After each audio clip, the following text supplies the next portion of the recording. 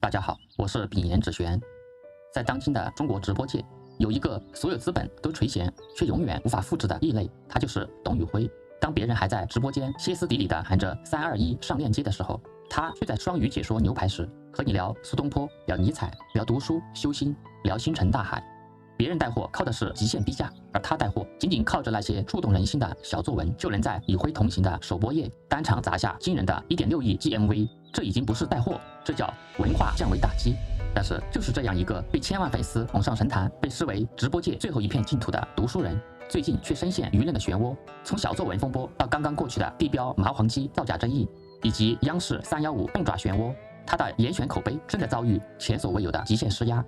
很多人在问董宇辉他是不是变了，他是不是被资本的铜臭味腐蚀了？作为一名命理师，今天我不站队不煽情，我只用最冰冷的最顶层的8字底层代码为你扒开这位直播带货界独树一帜的顶流背后的命运真相。董宇辉的爆红究竟是命运的馈赠，还是系统性的挟持？在本视频里，你会看到一个被资本战车死死挟持的清高书生。我不仅会告诉你他为什么能暴富，我更会用命理学提前预警，在这凶险的2026-05年，他的暴富神话究竟会以怎样的方式面临崩塌的危机？第一章，烈火与冰泥，董宇辉命盘的底层代码。第一节，寒暖燥湿，一半海水，一半火焰的灵魂。这是董宇辉的8字命盘。各位请看，董宇辉他是丙火日主，他生在春天的卯月。丙火是什么？丙火它是天上的太阳，丙午一柱简直是光芒万丈的漫天烈火，这就注定了他是一个天生自带极强感染力，要照亮别人的发光体。但是狄天髓开篇就讲，天道有寒暖，发育万物，人道得之，不可过也。如果只有火，那他早就火过旺而焚了。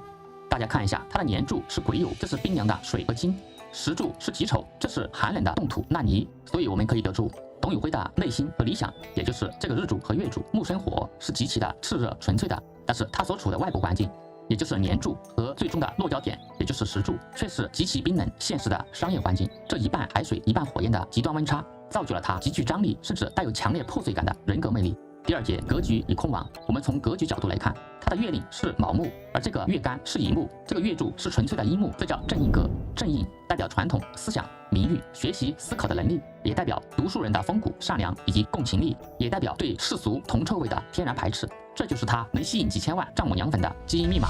但是我们注意到，这个月令卯木，它落入空亡，也就是说，他最引以为傲的正印它是空的。渊海子平有云：印落空亡，非俗世之书。如果这个卯木印星不空，董宇辉他可能会在体制内做一个清贵的官员，或者是在大学里面安安稳稳的做一个教授。正因为这个卯木空亡，他的讲台就失去了实体，所以他被迫转移到虚拟的互联网空间，也就是直播间。这是一种降维打击，它也是命运将他从书斋推向闹市的必然。第三节，病药与喜忌，才华是他唯一的生门。董宇辉的日主丙火自作无火太旺了，再加上有卯木乙木去生火，这在命理上叫做木多火塞，也就是容易想太多，容易精神内耗。神风通考有句口诀：身旺吉者不可逆也，唯宜泄其秀气。所以身旺他喜克泄耗，而最优解就是时尚泄秀。我们来看一下他的时柱己丑，就是他命局中最大的贵点。他的用神己丑是什么？这是伤官，是他的表达、口才以及才华的输出，这是强大的才华宝库。这个时柱它也是一块冰冷的湿海绵，它的日柱太热了，它必须通过不停的说，也就是火生土，把脑子里的知识倒进丑土这个容器里去降温，而再去通过丑土去生出这个有金正财。他如果不对外输出，不说话，不带货，不赚钱，他就会被自己内心的清高和内耗憋死。而直播带货其实是他进行自我疗愈、缓解精神焦虑的退烧药。第四节，做工路线、财富密码与痛苦之源。我们再来看一看董宇辉他是如何成为带货界的顶流，他如何拿到那1亿级的财富的。盲派看八字主要看做工，董宇辉的盘里有2组让人头皮发麻的物理碰撞。第一组也就是卯酉冲，这是财星或印，这是资本有金直接对冲他的文化清高卯木。很多人怕财坏印，但是董宇辉他不怕。三命通会中讲印消太旺，喜财破之。董宇辉的八字月柱乙卯是非常强旺的一柱正印，最需要财星来破印。正是因为资本和绩效的逼迫，也就是这个有金强行去修剪了他多余的文人的幻想，才逼着他把知识变成了真金白银。所以他越带货越赚钱，并且这个时柱的丑土它是财库，他在家中，董宇辉他赚到的钱是能够被自己稳稳的拿住。我们再来看第二组做工，也就是丑午相穿，这是他所有痛苦的根源。午火是他的身体，是他的灵魂，也是他的婚姻和家庭。而丑土这是他的团队，他的财库，他的事业根基。丑土它能够降温会火，成为他的才华的输出的窗口。但是这个丑土它与午火存在穿害的关系，这是一种极其痛苦带着仇恨的摩擦。这代表什么？这就代表他赚的每一分钱都不是轻轻松松的税后收入，他是用自己极其敏感的心力，甚至透支肉体健康这个午火，去和底层的商业机制和团队管理做剧烈的穿刺撕扯。第5节，财富等级，董宇辉他的财富上限究竟在哪里？讲到这里，很多朋友最关心的一个问题来了：董宇辉的爆红到底是普通人踩了时代的狗屎运，还是他本身就是命中注定的天选之子？他的财富上限究竟在哪里？我可以非常负责任的用命理学告诉你，这绝对不是狗屎运，这是一个极其罕见的跨时代现象级的大富之局。他的原局伤官生财，也就是丑土生酉金，而这个实质的丑土是他的财库。古人云：身旺财旺，天下富翁；日作财库，无人不富。我们来梳理一下此命局的五行流通。我们以日主为起点，丙火生己土，午火生丑土，这是时尚谢秀，命主的能量通过己丑的伤官才华输出。而这个丑土生酉金，这是时尚生财，才华变现。酉金生年干的癸水，这叫财生官，官星护财；而癸水生乙木，官生印，乙木又生丙火日元，这叫印生生。然后进入下一个循环。大家看到没有？这就是一个顶级的八字，流通有序、顺畅，全盘皆动，无一破局的顶级贵格。而董宇辉当前正走在壬子大运，这是一个七杀大运，七杀它主大名，而他下一步大运也就是2029年进入辛亥大运，这是正财做七杀非常喜用的大运。只要董宇辉他能够挺过眼前的难关，那么他的辛亥大运那是真正的财官双美，水木清华。基于以上的分析，我给董宇辉当前的身价，也就是财富值定一个等级。他的个人所能掌握的财富当量，绝对不是几千万的网红级别，依托他背后的资本杠杆和超级 IP 的溢价，他的人生财富将轻松的击穿10亿人民币的门槛，而他所牵动的商业体量估值在100亿以上，这是一个真正能跨越阶层改写家族命运的顶级财富命盘。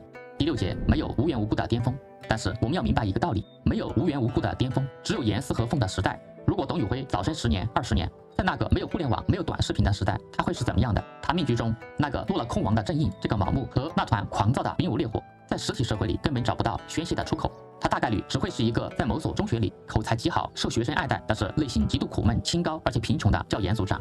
他之所以能够成为今天的带货天王董宇辉，就是因为他的命局恰到好处的撞上了虚拟互联网与短视频直播这个属火的时代。时代的大火，也就是九子离火运的序幕，完美的接住了他命局里的空亡和狂热。这不是他降服了资本，而是时代的巨浪选中了他这个完美的文化情绪宣泄口。为什么别的网红吸引的是大哥大姐，而他却能疯狂的收割数千万死心塌地的丈母娘粉？他那让人着迷又心疼的魅力，在命里的桃花与食神中到底藏着怎样不可告人的心理学密码？接下来我将为你解开董宇辉的妈妈粉之谜。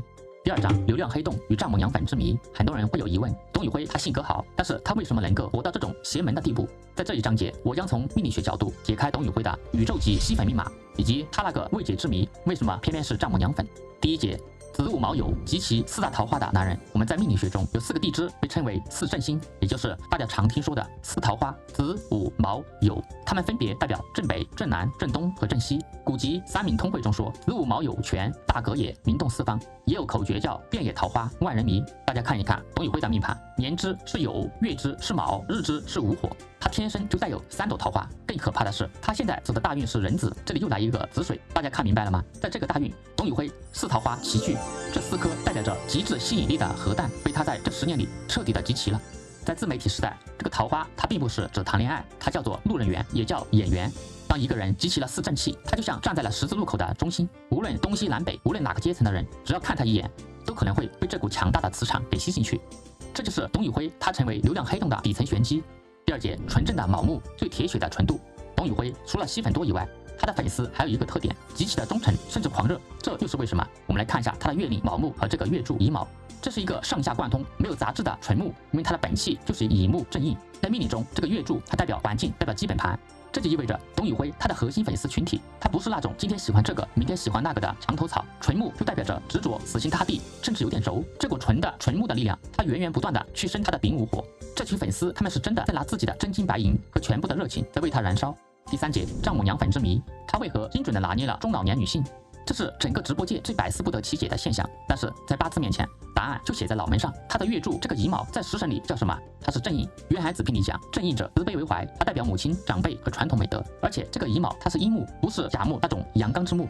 在董宇辉的命局里，乙卯它的能量极强，这就让他浑身上下散发出来的不是那种荷尔蒙爆棚的渣男气质，而是满格的阴性的正印的气质。他孝顺，他懂事，他吃过苦，他满腹经纶，他平时温文尔雅，但是偶尔又流露出一丝让人心疼的脆弱感，也就是这个卯午破。大家想想，这击中了什么群体的软肋？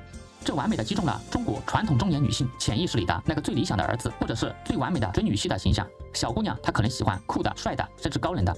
但是阿姨们看到董宇辉，他们的母性本能瞬间就被唤醒了。他们在直播间买的不是大米，是给自己家那个在外打拼、懂事又受了委屈的大乖儿子的压岁钱。第4节，长相，如果他是个帅哥，还能火吗？说到这里，有人可能要杠了。既然董宇辉他桃花那么旺，他为什么长得有那么点像兵马俑呢？董宇辉他的日元是丙火，这个丙火它是天上的太阳。那么一个丙火男如果想长成那种光芒万丈、耀眼夺目、五官立体的大帅哥，最需要什么？命理口诀：丙火逢人，日照江河，气象万千。意思就是丙火它必须倒映在宽广清澈的大江大河、人水上，波光粼粼。这种长相绝对是明眸皓齿、气宇轩昂，走到哪里都自带高光。董宇辉为什么不耀眼？我们看一下他的年干是癸水，癸水它是雨露，也是云雾。癸水见丙火，在相法里这叫做乌云蔽日。他的阳光，他的帅气被天上的一层阴云，也就是这个癸水给遮住了。这种人他就会长得不会闪闪发光，而是带有一种灰蒙蒙的被压抑的质感。光是这一条就让董宇辉他告别了传统意义上的阳光大帅哥。在五行里，木主毛发、身高、四肢，金主骨相、皮肤、声音，水主眼神、眼睛灵动，而土它主皮肉和脸型。此命局日主丙火极旺，这股巨大的能量全部泄给了石柱的己丑。己丑它是寒冬腊月的湿泥巴或去生土，在命理学上叫做会火。这个丑土它吸收了热量，就变成了坚实的陶土。在八字里，土重的人他的脸型大概率是方正宽阔的国字脸，或者是方圆脸。土它主厚重，所以土重的命主他的五官不会特别立体，而是肉感重骨相平。这不就是现实中用泥巴烧制出来的兵马俑吗？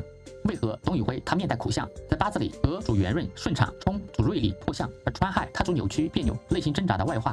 在董宇辉的八字里，午火它代表心脏神采，这个丑土它代表皮肉泥巴，丑午相穿，这种内部能量的剧烈的摩擦和扭曲，它会直接反映在人的面相上面。大家仔细看一下董宇辉的脸，尤其是他放松或者是不笑的时候，他的眉头、他的眼角和嘴角，他天然带着一种苦相和疲惫感。他的脸看起来并不舒展，没有那种富二代没受过欺负的从容，这正是丑午穿带来的宿命感和破碎感。看完以上的分析，大家就会明白，董宇辉他长得像兵马俑，他长得带点苦相，不是老天爷不赏饭吃，恰恰相反，他长得丑是他命里最大的福报，这是老天爷给他量身定制的顶级战袍。如果他长成了丙火红人水的耀眼帅哥，他那些悲天悯人的小作文就会显得像是在无病呻吟；如果他长得太帅，就会有攻击性和距离感。而丈母娘粉们一看这小伙子太滑头，太像海王了，他们的防备心立刻就起来了。如果他没有丑午穿带来的这种天然的苦涩和受欺负感，他绝对唤醒不了全网千万丈母娘那疯狂的保护欲和母性的本能。所以在命理学里，这就叫做相随心转，命局合一。董宇辉他的不完美，正是他完美接住这泼天富贵的最强底座。恰恰是因为他长着一张没有攻击性，甚至有点受过欺负的兵马俑脸，才让他那个高高在上的正义安全平稳的落了地。他不帅，但是他让人觉得安全可信，这叫做丑得恰到好处，丑反而成为了董宇辉的核心竞争力。第5节，不可复制的造神神话。看完了前面的分析，你就会明白，要想成为一个国民级的带货大 V， 仅仅靠努力有用吗？没用。他不仅要踩中互联网直播的天时，要背靠大平台的地利，也就是子丑合，更要长着一张自带安全感的脸，满腹诗书的才华，以及集齐宇宙4大桃花的人和。这3者齐备是1万分之1的概率，这是一个被命运精心设计的几乎无法复制的时代神话。但是神话它从来不是一天建成的，从陕西潼关的一个农村穷小子，到新东方的英语老师，再到直播间里的文化顶流，董宇辉他这一路到底踩中了命运的哪些关键节点？下面我们进入本视频的第3章，董宇辉的人生履历大解密，看看普通人如何在他走过的流年大运里学到逆袭的真经。第3章，逆袭与成神，董宇辉的命运通关路。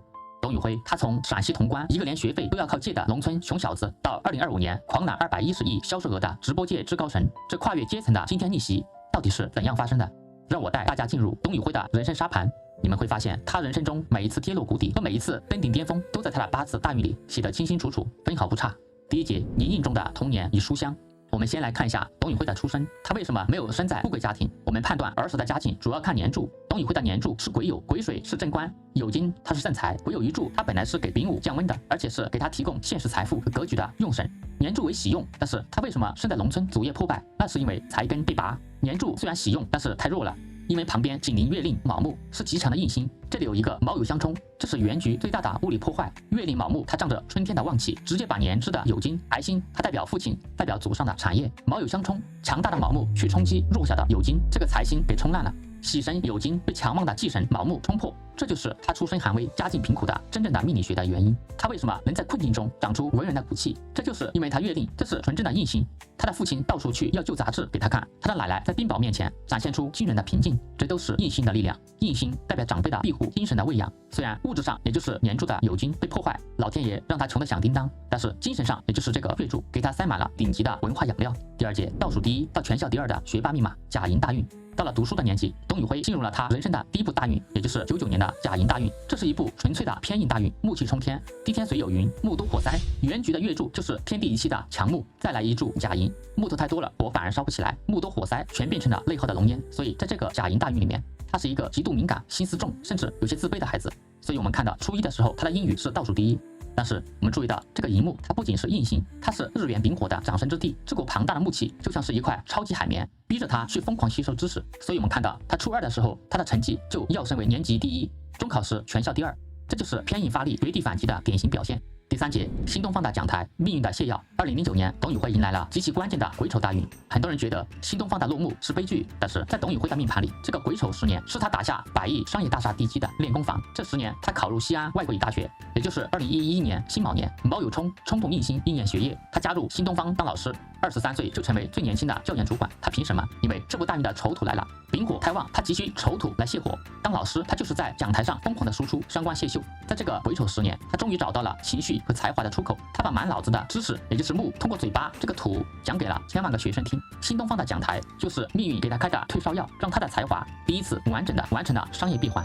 第4节，雷霆万钧的巅峰与撕裂，壬子大运，也就是2019年至今，好戏开场了。2019年，董宇辉踏入了他人生最波澜壮阔，也是最具破坏力的10年，壬子大运，2019年至2028年。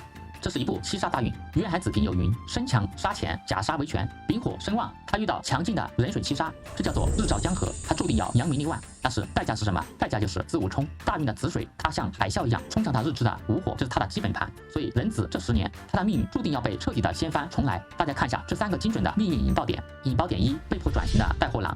2021年12月28日，也就是辛丑年的庚子月，双减之下，教培覆灭，满盘的金水逼得他走投无路。在这个极度寒冷的冬天，董宇辉他被迫坐进了直播间，这就是命运的强行并轨。引爆点之2，双鱼牛排的封神之战，这是2022年壬寅年的丙午流月。大家记住这个节点，流年壬水会引丙火，流月的丙午叠加寅木，这代表资源和贵人，木火通明到了极致。就在这个丙午月，双鱼牛排视频火爆全网，董宇辉他一夜封神。引爆点3，小作文风波背水一战的伤官见官。2023年癸卯年癸亥月丁酉日，这一天水气漫天，这个流月癸亥是正官，官杀极旺，直接压迫他的自由意志。时柱己土他是伤官，在命理上这叫做伤官见官，为祸百端。这本来是一场足以毁掉他职业生涯的公司内斗，但是大家别忘了，这个流年是癸卯，下面有一个卯木，卯木与原局的月令卯木不赢，这个亥水去生了卯木，这代表他被粉丝和印星死死的保护，所以这个癸亥月的危机反而成就了他彻底挣脱旧体制枷锁的催化剂。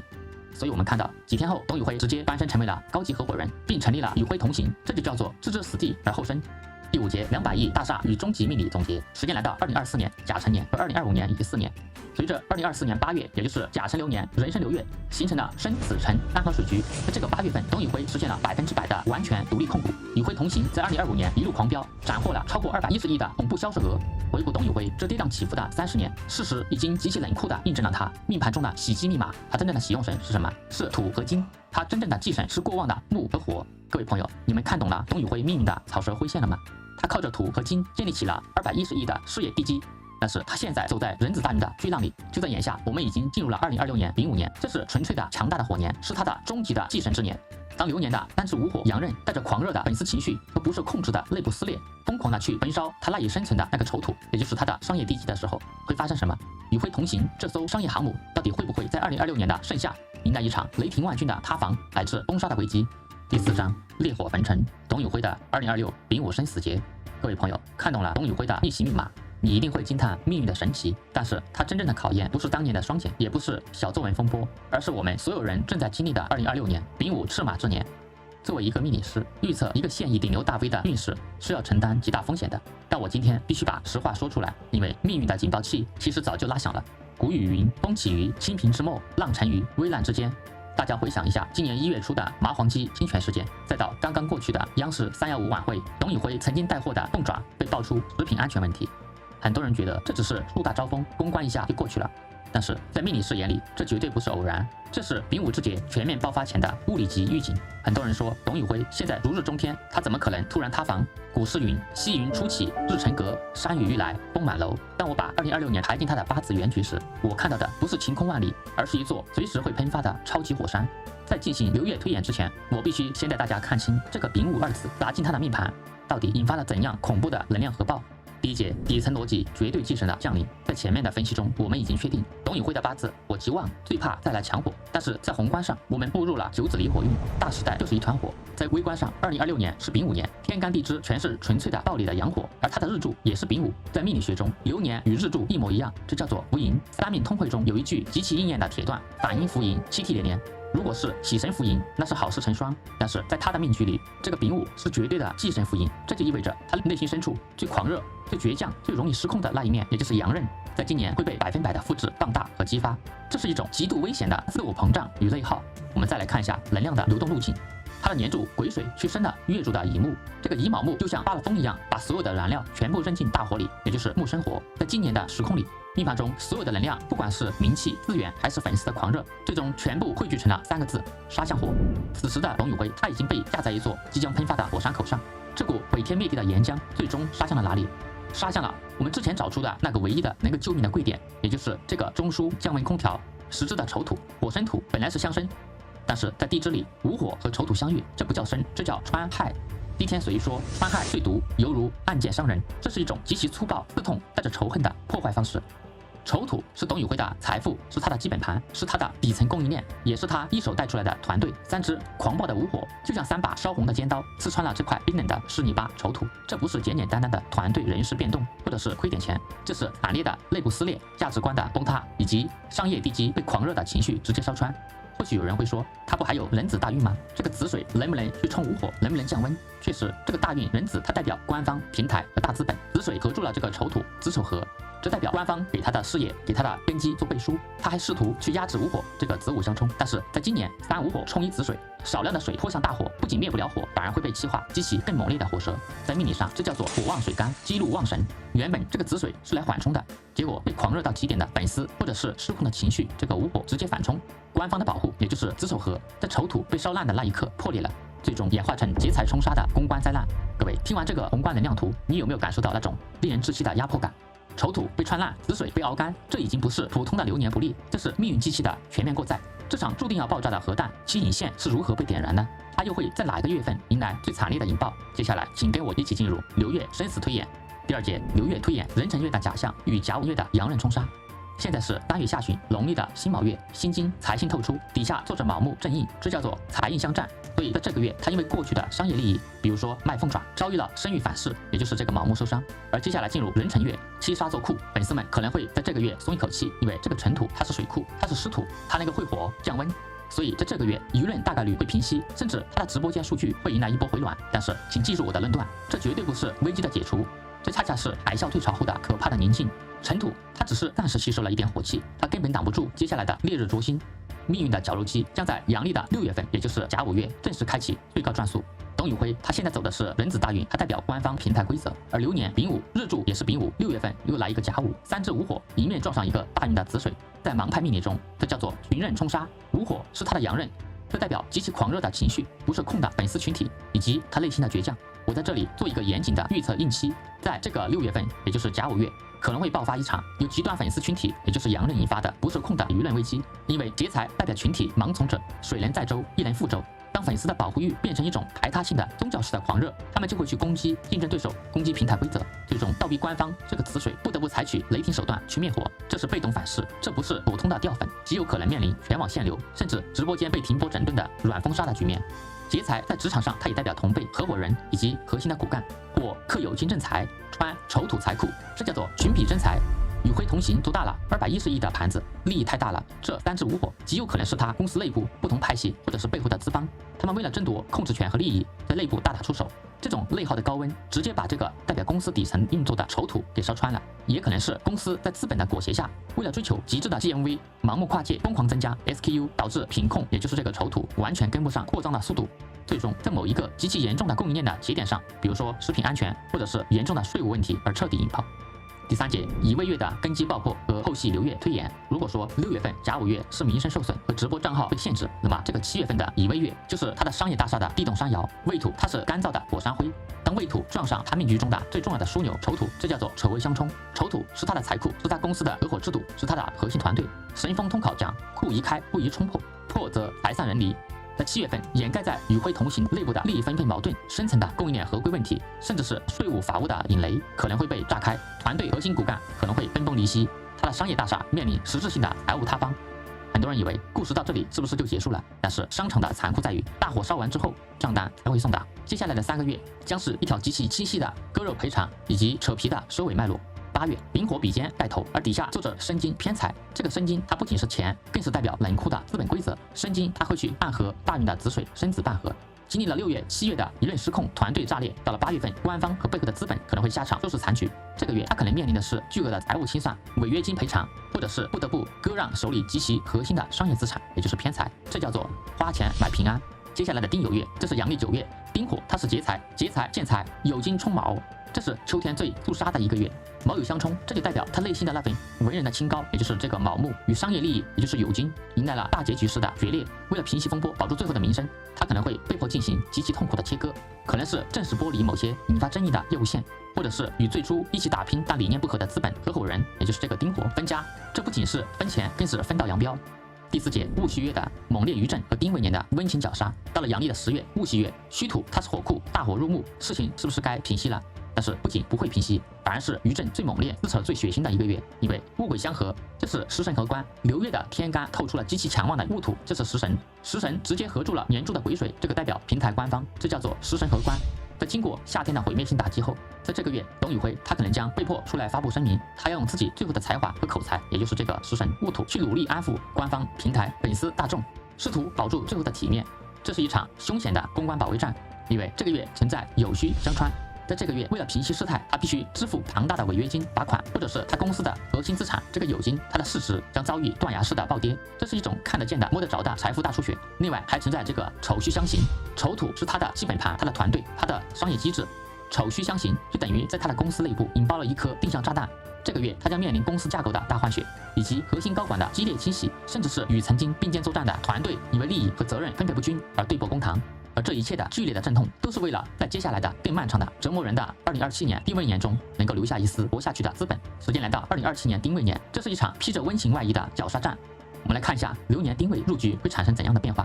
天干丁壬合化木，这代表官方的资源被这个劫财丁火给合走了，而地支子未相穿，这个子水保护伞被穿坏，他在五味合这种阿谀奉承中，眼睁睁的看着自己最底层的商业逻辑这个丑土被融化，他可能依然会出现在镜头前，依然念着那些优美的长短句，但是懂命理的人都知道，那个曾经在直播间手握风云的灵魂舵手，他的船已经在丁未年的温水中被悄悄解体了。这就是命运的残酷与公平。他用时代的大火九子离火，把一个八字带空亡的读书人推上了100亿的神坛，也必将用五行的深刻，让他为这份超越命局承载力的财富支付最终的代价。第5章，知命造命，丙寅的命理锦囊。各位朋友，刚才我把2026年董宇辉的丙午大劫，它的可能情形进行了推演，听起来是不是让人感到窒息？或许有人会问，既然八字都写好了，那算命还有什么用呢？难道我们只能等着不好的事情发生，却无能为力吗？不，如果算命只是为了告诉你哪天会倒霉，那这门学问早就该被淘汰了。真正的顶级的命理学叫做知命不认命，顺势而为之。提前看到前方的万丈深渊，就是为了让你提前刹车，提前打方向盘。或许董宇辉永远看不到我的视频，但是作为一个心怀善念的命理师，我必须在这个视频的末尾隔空送他3个命理锦囊。同时，我也希望屏幕前的你们，如果有一天也面临着事业的极限高压，或者是被周围的狂热所裹挟时，能够从这3个锦囊中找到自救的智慧。命理锦囊之一，掐断情绪燃料，戒断悲情叙事，也就是化解去中心化的歌舞交战。3个午火阳刃，它代表粉丝的狂热，他们要去冲撞子水，这代表官方秩序，火势太大，他的粉丝是一群基于母性本能的自发聚集的松散群体，也就是去中心化的午火。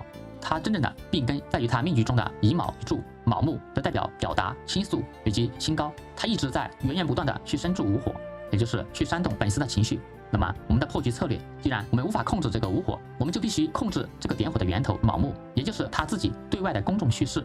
董宇辉现在最该做的就是立刻在直播间里戒断所有的悲情牌和受害者叙事，不要再流露出那种我被资本欺负了，我只是个不懂商业的读书人，我好累好委屈这种疲惫感和破碎感，这种毛五破的撕裂感，虽然能够换来同情和粉丝的共鸣，但是在今年3、5冲子的极端气场下，这简直就是扔进炸药桶的火柴，它会极大的刺激粉丝的护犊子的情绪，从而导致粉丝为了替他出头，无差别的去攻击官方或者平台。所以他必须把直播风格转变为阳光、专业，甚至带一点商人的市侩和公事公办。当他自己不再表现为一个需要被保护的弱者，也就是乙卯木，本司那种带有攻击性的母性狂热，也就是阳刃，就失去了燃烧的燃料。这在命理上叫做不地抽薪。我的命理锦囊之2，铁腕重塑，固筑丑土，化解商业帝国的丑午川。狂热的情绪无火烧穿了代表供应链、代表团队的基本盘，这个丑土，它是文人正硬，重感情，下不去狠手去管理。那么破局的策略就是应该立刻引入极其冷血严苛的金水能量，因为金代表契约、法律、冰冷的规则。所以我的建议是，董宇辉千万不要再用东地起义去管理一家估值100亿的公司了。趁着今年夏天这个危机还没有彻底爆发，立刻花重金聘请国内顶级的毫无私人感情的第三方审计和法务团队，把那些利润极高但是风险极大的农产品，比如说类似于麻黄鸡这种，全部砍掉，用极其严苛的制度去代理人情管理。只有斩断内部的不合规的利益勾连，这个丑土这个根基才不会被烧成灰烬。我的命理锦囊之3，回归正印，功成身退，化解内心的极致撕裂。命理病根，他的才华乙卯和丙午木火，他被迫去变现，会导致精神的严重透支。破局策略，他的八字叫木火通明，伤官配印，所以他的主线就是文化传播，而不是做一个唯利是图的商人。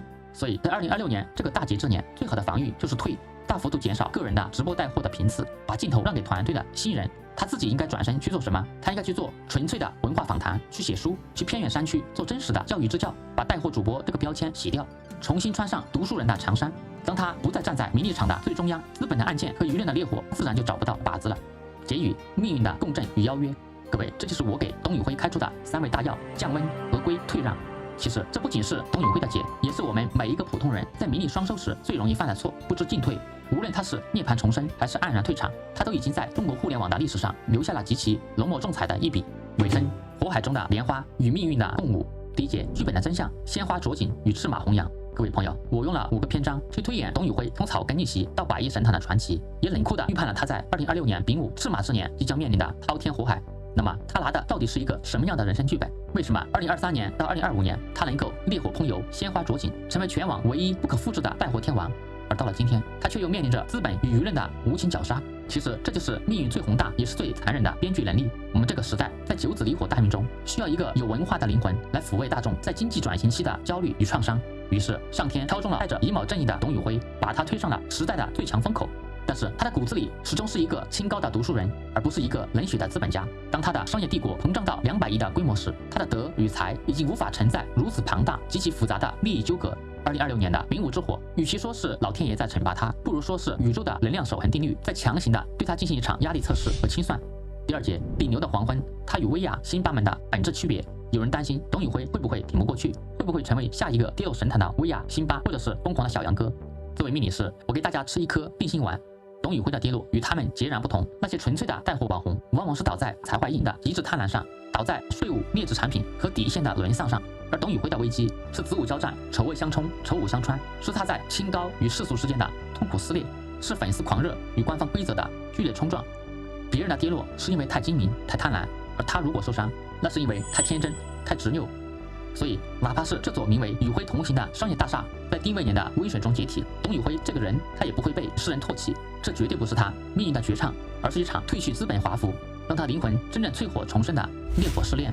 第3节，玄学的哲思，向命运低头才是真正的成熟。看着董宇辉在运势里的起起伏伏，我们普通人能够悟出什么？现代人总喜欢喊一句口号，叫人定胜天，只要努力就能够暴富。但是这其实是最大的傲慢与妄言。董宇辉的命盘告诉我们，一个人能不能发财，能不能够名满天下，首先取决于你的人生剧本其构造和容量。如果你的八字里没有那么一颗强大的财星，就算拼尽全力也不可能成为一个有钱人，因为剧本给你的角色定位就是普通人。如果你的八字没有一个承受亿万财富的库，你非要去强求，最终赚来的钱也会变成压垮你身体和家庭的灾难。哪怕是你的八字构造极佳，犹如董宇辉这般天选之子，当大运流年走到巅峰时，如果不懂得居安思危、功成身退，依然会被反噬得遍体鳞伤。第4节，命理师的使命，在有限的舞台跳最美的舞。这就是为什么我们这个世界需要真正的命理师。我们替人批八字、看流年，绝对不是让你去认命、去躺平，更不是教你怎样去逆天改命。逆天那是自取灭亡，真正的知命、用命、改命，那是顺势而为。是当你走到人生的冬天时，我告诉你穿上棉袄，蛰伏蓄锐，不要盲目投资。是当你走到人生的盛夏时，我提醒你烈火烹油必有隐患，要懂得散财结缘收敛，见好就收。所以我们命理师的作用就是帮你破译老天爷发给你的这本人生剧本，让你在既定的边界内做出最优的选择，在有限的舞台上演出最绚烂的舞蹈，在命运画好的那个圈里去做你人生最大的道场。第5节，寄语与祝福。在视频的最后，我想对所有深爱着董宇辉的妈妈粉、丈母娘粉们说几句心里话。我知道你们心疼他，心疼他眼角的疲惫，心疼他在资本面前的笨拙，你们恨不得化作铜墙铁壁去保护他。但是爱如烈火，靠得太近是真的会灼伤他的。董宇辉他来到这个世界，拿到这个剧本，就是要来经历这场水深火热的考验，这是他灵魂的必修课，是谁也替不了他的。如果到了今年下半年，或者是明年，他真的遭遇了事业上的巨大挫折，他选择停播，他选择离开了那个喧嚣的直播间，请你们千万不要为他愤怒，也不要为他哭泣，因为在那一刻，那个被资本绑架的顶流带货大 V 终于死去了，而你们最初爱上的那个，在星空下给你们讲苏东坡、讲诗和远方的董老师，他终于自由了，他的灵魂回家了。让我们一起祝福董宇辉，祝他跨过丙午的火海，淌过丁未的炎流，在未来的岁月里，依然是那个眼里有光、心中有诗的清风少年。我是秉言止玄，一个只讲真心话的命理师。愿每一个看到这条视频的你，都能读懂自己的命运，与岁月和解。如果在这个丙午之春，你也正迷茫在人生的十字路口，欢迎来找我聊聊。我们下个视频再见。